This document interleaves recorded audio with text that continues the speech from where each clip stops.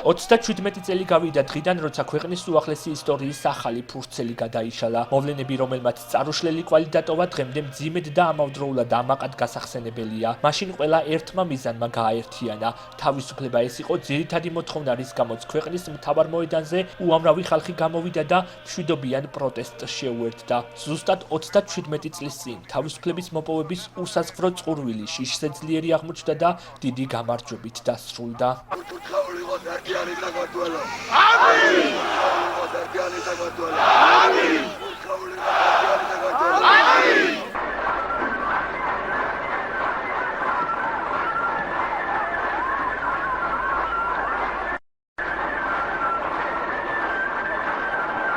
არქივში შემორჩენილი ვიდეო მასალა ყველაზე ნათლად აღბეჭდავს საბჭოთა კავშირის სისასტიკეს, ტკივილსა და განცდებს, რომელსაც 9 აპრილის ღამეს აქციის მონაწილეები განიცდიდნენ. სწორედ ამ ხალხმა და მათმა ერთსულ უვნებამ მოგვიტანა ასე ნანატრი თავისუფლება.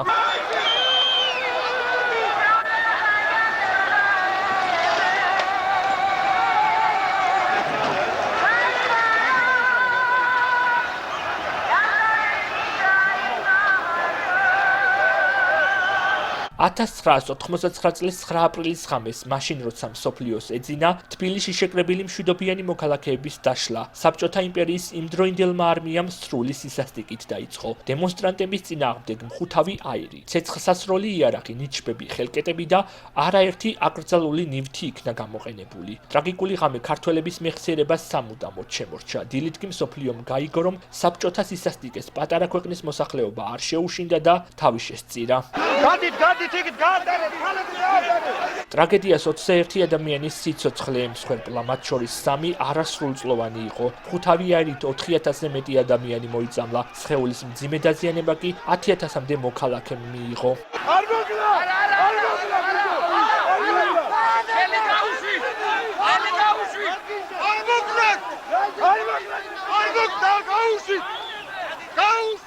მშვიდობიან დემონსტრანტებს სათავეში მერაბ კოსტავა, ზვიად გამსახურდია და ეროვნული მოძრაობის სხვა ლიდერები ედგნენ. მოსახლეობის მთავარი მოთხოვნა საქართველოს დამოუკიდებლობის აღდგენა იყო, ამის გამო უადო შიმშილობაც გამოცხადდა. ეროვნული მოძრაობა არ უნდა იყოს მარტო პრივილეგია ცალკეული საზოგადოებებისა, დისიდენტური გაერთიანებებისა. ეს უნდა იყოს მთელი ერის საქმე, საყოველთაო სახალხო საქმე. მხოლოდ მაშინ აღსდგება საქართველო. მხოლოდ მაშინ განხორციელდება დიდი დავითის ანდერძი.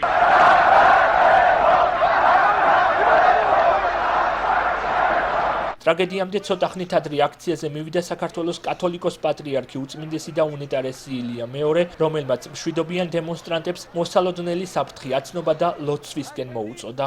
მე მოვედი იმისათვის, რომ დაგლოცოთ თქვენ. მთელი საქართველო ხედავს თქვენს თავდადებას. მთელი საქართველო ხედავს თქვენს ღვაწლს.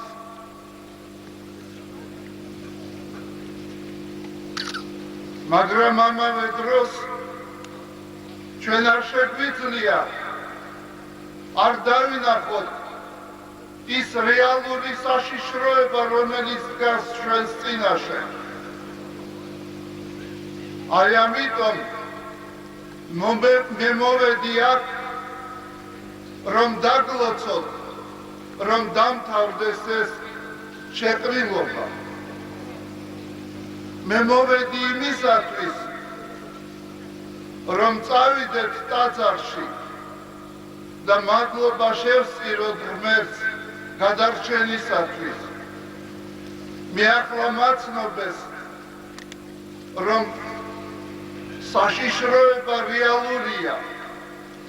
შეიძლება ამ საშიშროებამდე დარჩა სულ რამდენიმე წუთი.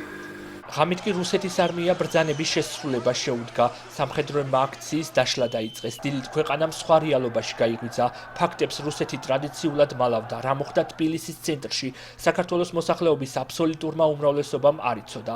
ქართველების ბრძოლა გამარჯვებით დასრულდა. ამ დღის აღსანიშნავად და გმირების მოსახსენებლად საქართველოს მუნიციპალიტეტებსა და სოფლებში მემორიალები აშენდა. მოსახლეობის ინიციატივითა და მონდომებით ასეთი მემორიალი გურჯაანის მუნიციპალიტეტის სოფელ კარდენახშიც არის. დაამტკიცეს. დღეს იქ ადგილობრივი ხელისუფლების წარმომადგენლები შეიკრიბნენ და ყვავილებით შეამკეს.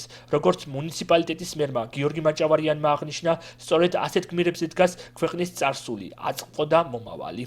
დღეს პატივი მივაგეთ 9 აპრილს დაღუპულ გმირების ხსოვნას, ადამიანებს, რომლებმაც თავისი ცოცხლის ფასად დაიცვეს ჩვენი ქვეყნის თავისუფლება, ღირსება და დამოუკიდებლობის იდეა.